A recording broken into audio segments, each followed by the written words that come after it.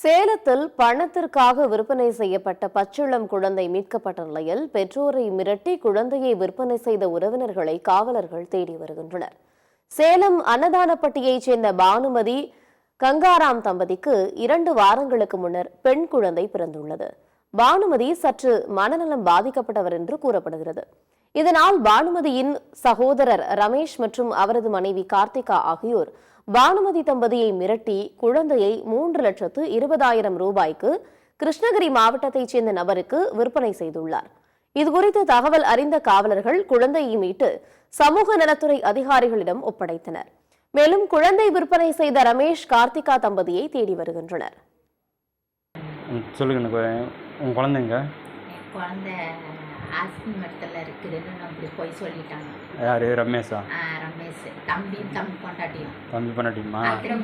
தொட்டியில் போட்டாச்சு, எனக்கு தெரியாது அப்படி நான் சொல்லி போடுறேன்.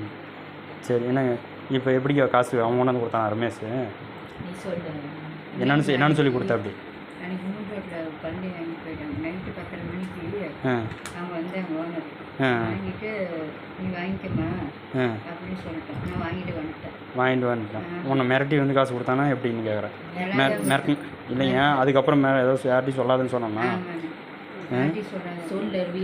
உங்களுக்கு இப்போ குழந்தை வேணுமா இல்லை பணம் வேணுமா? என்னது உங்கள் குழந்தை வேணும்?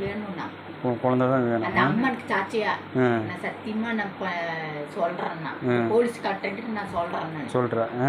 சரி, ஏன்னா நான் உங்களை நம்பி தான் பாருங்க. இப்போ அதில் பார்த்தீங்கன்னா 1 லட்சத்துக்கு மேலே பணம் இருக்குது.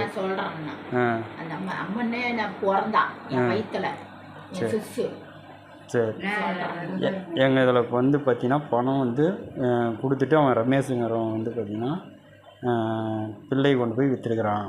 அதாவது குழந்த பிறந்து ஒரு 15 நாள் ஆகுதா? 15 நாள் தான் ஆகுது குழந்த பிறந்து. இந்த மாதிரி பண்ணிக்கிறான்.